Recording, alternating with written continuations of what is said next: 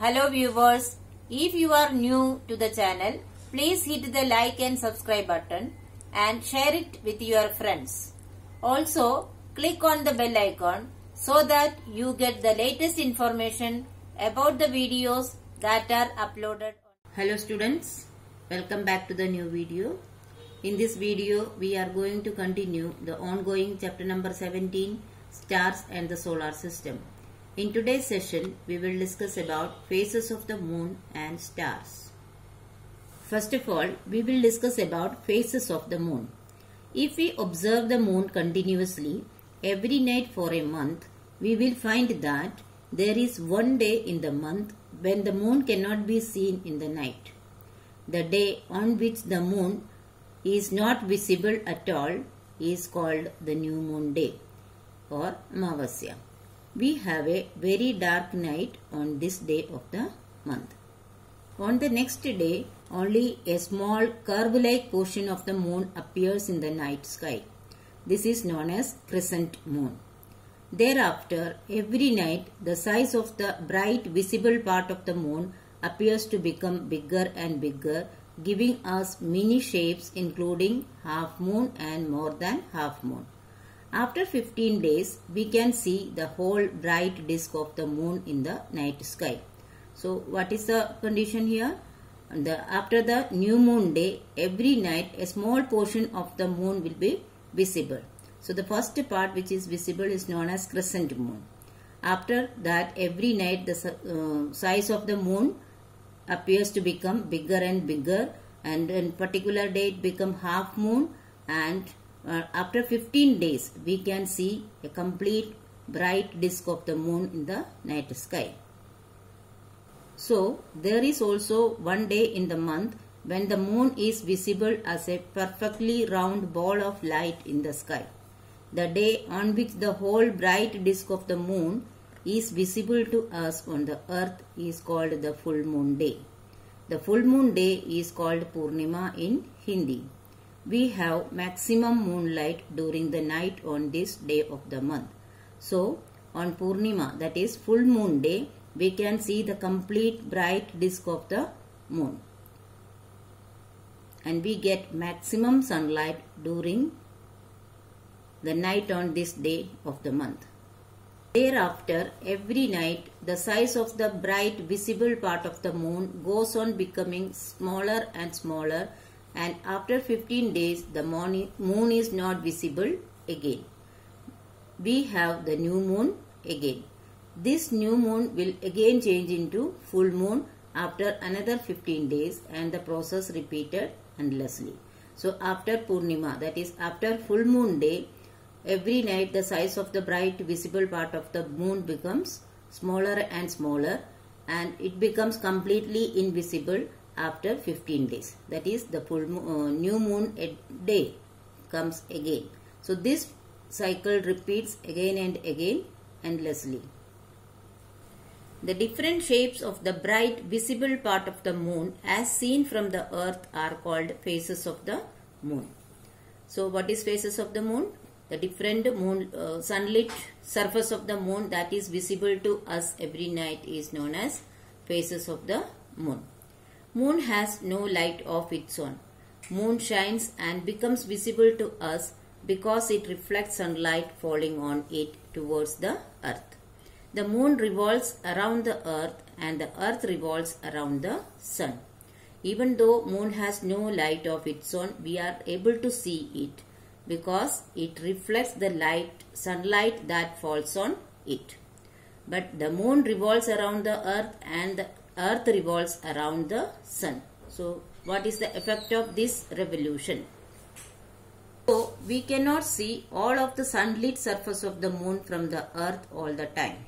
We can see only that part of the sunlit surface which is towards the earth.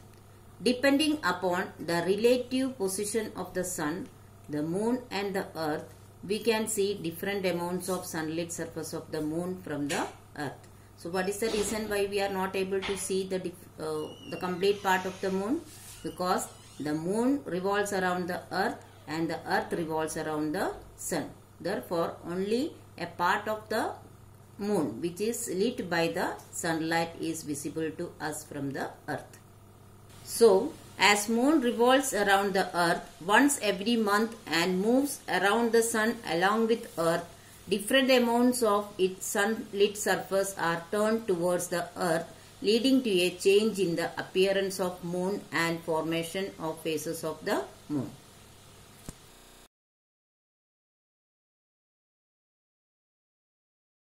Now we will discuss about stars.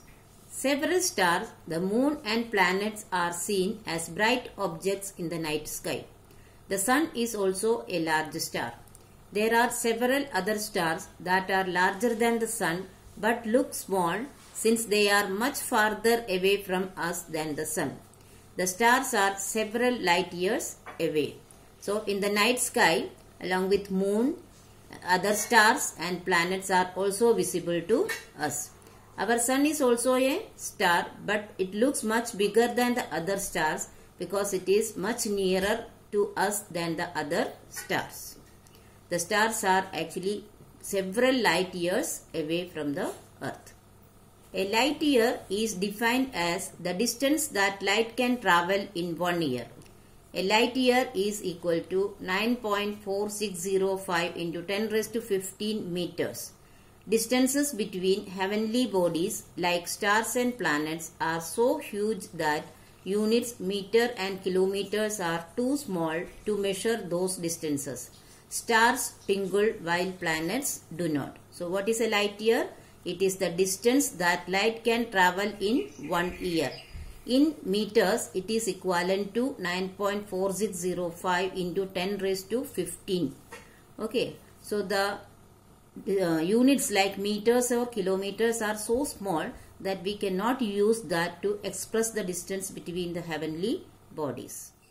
Any large collections of stars that can be recognized as a distant physical entity is known as galaxy.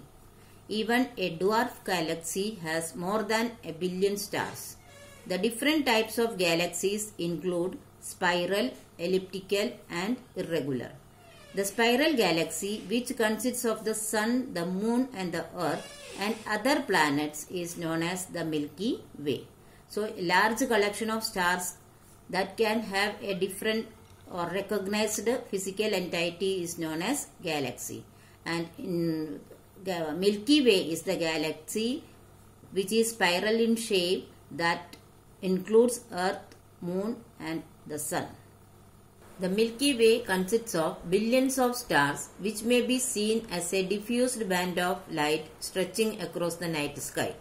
The diameter of our galaxy is 1,50,000 light years.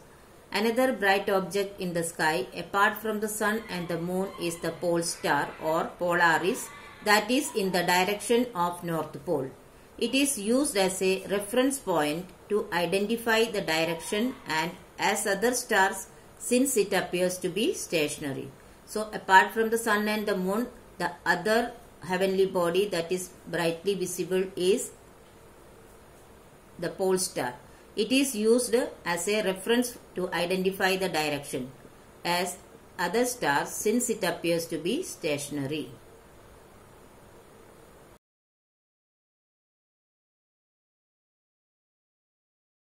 The pole star appears to be stationary and does not change its position with time because it lies on the axis of the rotation of Earth. Since pole star remains fixed in the sky, all other stars appear to revolve around the pole star.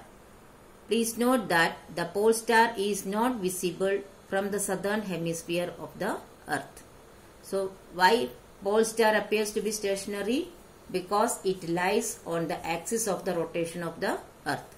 Therefore, other stars appear to revolve around the pole star. And we should note that the pole star is not visible from the southern hemisphere of the Earth.